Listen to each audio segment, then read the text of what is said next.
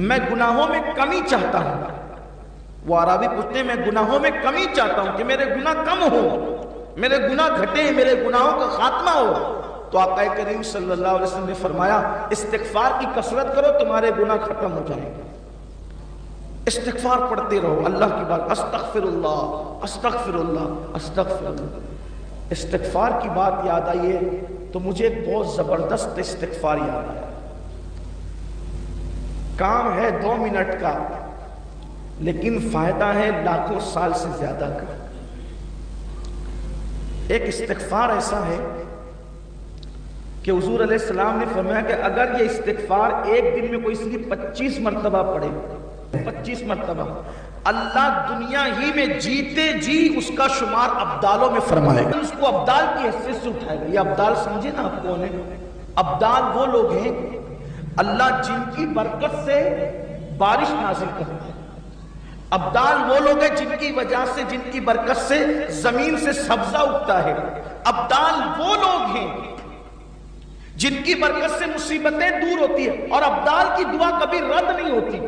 تو حضور اکرم صلی اللہ علیہ وسلم فرماتے ہیں جو مومنوں کے لیے 25 مرتبہ یہ استغفار کرے وہ ابدال میں شمار ہوگا. ابدال ولایت کی بڑی قسم ہے. ابدال یہ آسان، بہت سستا سودا ہے.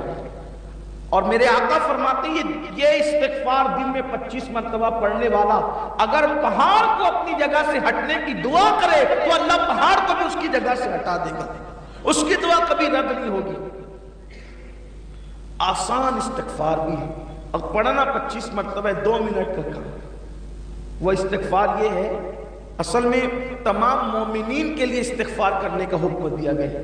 آقا علیہ السلام نے یہ تعلیم فرمائی صحابہ کو، استغفر اللہ لی ولوالدی ولجمیع المسلمین والمسلمات والمؤمنین والمؤمنات الاحیاء منہم والاموات.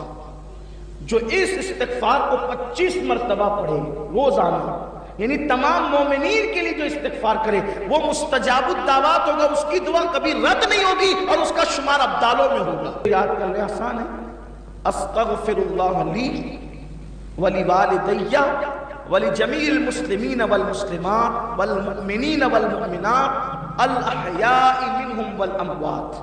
یہ والمسلمین والمسلمات والمؤمنین والمؤمنات تو الاحیاء منہم والاموات تو ہمیں یاد ہی ہے، پڑھتے تو ہیں نا ہم لوگ اس کو تحیات شریف میں پڑھتے ہی نہیں، تو یہ تو یاد ہے سب کو. بس اتنا پڑھنا ہے استغفر اللہ لی ولوالدی ولجمیع المسلمین. یہ اتنا اس میں ایڈ کر دینا ہے. اس کا مطلب یہ ہوا استغفر اللہ لی، اللہ مجھے بخش دے، میری مغفرت فرما دے، ولوالدی اور میرے ماں باپ کو بخش دے، ولجمیع المسلمین والمسلمات اور جتنے مسلمان مرد عورتیں سب کو بخش دے، اور جتنے مومنین مومنات ہیں سب کو بخش دے، اور زندوں کو بھی بخش دے اور مردوں کو بھی بخش دے. یہ اس کا مفہوم ہے. 25 بار پڑھے استغفار کی کثرت کرو.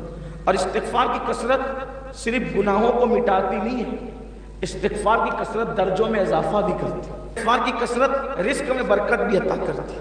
استغفار کی کثرت بے اولادوں کو اولاد کا سبب بن جاتی ہے. استغفار کی کثرت باران رحمت کے نزول کا سبب بن جاتی ہے. بلکہ اللہ نے وعدہ کیا کہ محبوب جب تک تم ان کے درمیان ہو ان پہ عذاب نہیں آئے گا، اور فرمایا جب تک یہ استغفار کرتے رہیں گے تب تک ان پر عذاب نہیں آتا رہے. استغفار کرتا رہے وہ عذاب کا شکار نہیں ہوگا.